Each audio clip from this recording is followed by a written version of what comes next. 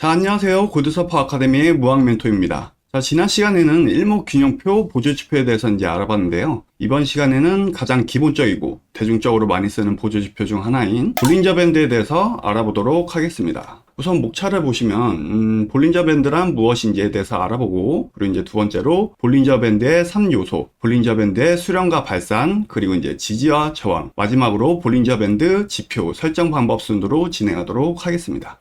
우선 이 볼린저 밴드는 미국의 이제 재무 분석가인 존 볼린저란 분이 1980년대에 개발한 기술적 분석 도구입니다. 볼린저 밴드는 이제 다른 보조 지표와도 병행해서 실제로 현재도 이제 많은 분들이 사용하는 지표 중에 하나입니다. 우선 이 볼린저 밴드는 이 중심선을 기준으로 해서 상단선과 하단선 이렇게 총 3개의 선으로 구성이 됩니다. 그리고 이제 이 중심선을 기준으로 해서 상단과 하단선, 밴드의 폭 안에서 시장의 흐름을 판단하기 위한 지표라고 보시면 됩니다. 그래서 이제 주가의 움직임이 클 때는 밴드의 폭이 넓어지게 되고, 주가의 움직임이 작고 거래량이 적을 때는 이제 밴드의 폭이 좁아지는 지표라고 보시면 됩니다. 일반적으로 주가는 이제 상승하거나 또는 이제 하락하여 이동평균선에서 이제 멀어지게 되지만 반드시 다시 이동평균선에 가까워지는 경향이 있습니다. 볼린저 밴드는 바로 이런 성질을 이용한 거라고 보시면 됩니다. 여기서 이제 중심선은 일정 기간 동안에 이제 주가 이동 평균선을 나타냅니다. 일반적으로는 많은 분들이 20일 이동 평균선을 활용합니다. 그리고 이제 상단선과 이제 하단선이 있습니다. 이런 상단선과 하단선은 주가의 이동 평균 선을 표준 편차를 구해서 더하거나 뺀 값이라고 보시면 됩니다. 여기서 이제 표준 편차란 평균을 중심으로 얼마나 이제 퍼져 있는지를 나타내는 수라고 보시면 됩니다. 즉 중심선을 기준으로 해서 위아래로 표준 편차를 더하거나 뺀 가격 범위를 선으로 나타낸 것이 이런 상단선과 하단선이라고 보시면 됩니다. 보통 이 볼린저 밴드 보조지표를 사용하시는 분들은 이런 볼린저 밴드 상단 밴드와 하단 밴드를 지지와 저항선으로 주로 활용을 하십니다. 횡보 구간에서 시세가 상단선이나 하단선을 돌파하는 경우에는 밴드의 폭이 넓어지면서 그 방향대로 추세가 발생할 가능성이 높습니다. 좀 이해가 좀 되셨나요? 글로만 보니 조금 이해가 안 되실 수도 있는데 그림으로 살펴보면 이제 쉽게 판단이 가능합니다. 해당 차트를 보면은 가운데 있는 이 보라색 선이 이제 중심선입니다. 이 중심선을 기점으로 위로 이제 빨간색 선인 상단선이 위치하게 되고, 중심선을 기준으로 이제 아래에 하단선이 위치하게 됩니다. 그러면서 이제 시세, 캔들의 흐름과 변동성에 따라서 같이 선들이 이제 움직이는 모습을 보실 수가 있습니다. 자, 그럼 이제 세부적으로 각 밴드와 활용 방법에 대해서 알아보도록 하겠습니다.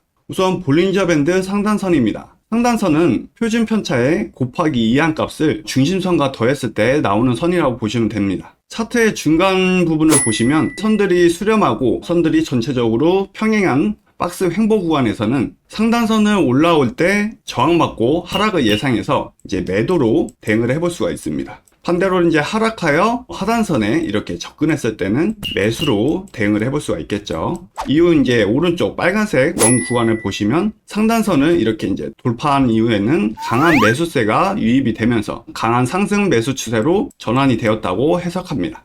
또 다음 차트를 보시면 볼린저 밴드 하단선입니다. 하단선은 이제 표준 편차의 곱하기 2한 값을 중심선에서 뺐을 때 나오는 선이라고 보시면 되고, 앞전과 마찬가지로 이렇게 박스권 흐름 중에는 이제 하단선에 접근할 경우 이제 반등이 나올 것을 예상하고 적전 매수로 대응을 해볼 수가 있습니다. 이후 이제 파란색 구간을 보시면 강한 매도세가 유입이 되면서 이제 하단선을 돌파한 모습을 보실 수 있습니다. 이렇게 하단선을 돌파했을 경우 전반적으로 매도 하락 추세로 전환되었다고 판단을 합니다.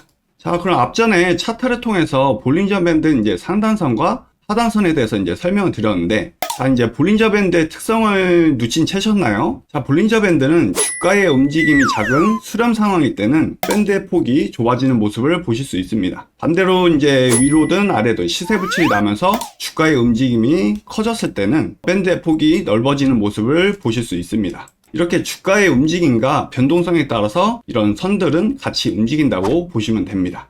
다음 차트는 이제 볼린저 밴드 상단선과 하단선을 지지와 저항선으로 활용한 방법에 대해서 알아보도록 하겠습니다. 앞전에 시세가 수렴 횡보를 하다가 볼벤 상하단선들이 이제 좁혀진 상태로 있다가 시세가 상단선을 돌파한 경우 이제 전반적으로 매수 추세로 전환되었다고 해석할 수가 있습니다. 이런 상황에서는 시세가 이제 하단선에 이렇게 접근했을 때는 지지, 반등을 예상하고 매수 포지션으로 진입을 해볼 수가 있습니다. 이렇게 매수 포지션으로 진입을 했을 경우 청산가는 짧게는 이런 중심선이나 상단선 부근에서 목표가로 잡을 수 있습니다. 또 반대로 이런 매수 추세더라도 이제 상단선에 캔들이 접근했을 경우 매도로 진입을 해볼 수가 있겠죠. 이후 시세가 다시 이제 위로 시세 불출되면서 상단선 부근에서도 매도로 진입을 해보고, 또 이제 하단선 부근에 위치했을 때는 매수 포지션으로 지지 반등을 노리고 이렇게 대응을 해볼 수가 있습니다. 자, 그럼 이제 볼린저 밴드에 대해서 알아봤는데 실제 키움 차트 내 설정에서 이제 활용을 해봐야 되겠죠. 지표 설정 방법은 두 가지만 정하시면 됩니다. 어느 정도의 기간 동안의 이동 평균선을 통해서 가격의 범위를 나타낼 것인지, 그리고 표준 편차에 들어갈 변수는 몇으로 할 것인지, 이 두 가지만 정하시면 됩니다. 그럼 실제로 키움 차트를 통해서 이제 설정하는 방법에 대해서 알아보도록 하겠습니다.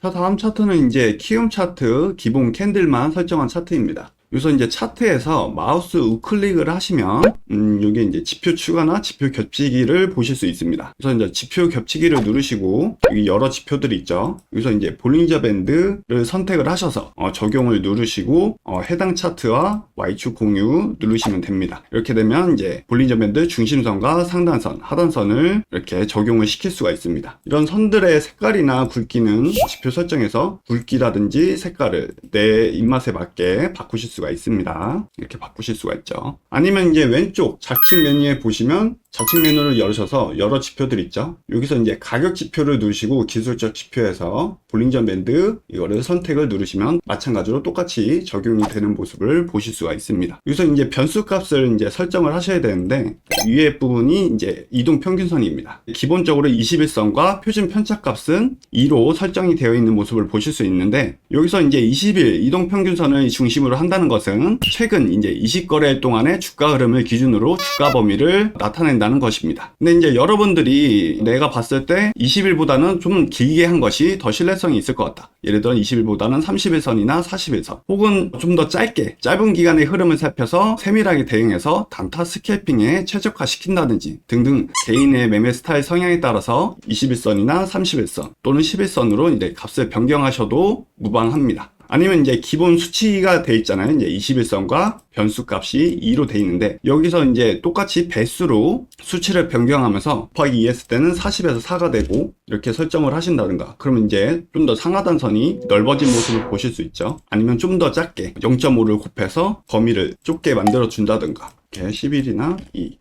이런 식으로 하면 이제 좀 더 밴드의 포간이 좁아진 모습을 보실 수 있죠. 이렇게 조정을 해가면서 내가 이제 가장 신뢰성이 높아 보이는 수치로 설정하셔서 활용을 하셔도 무방합니다.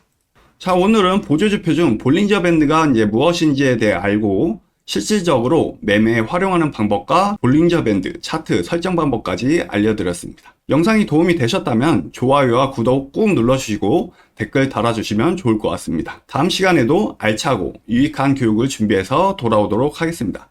이상으로 골든서퍼 아카데미 무학 멘토였습니다. 감사합니다.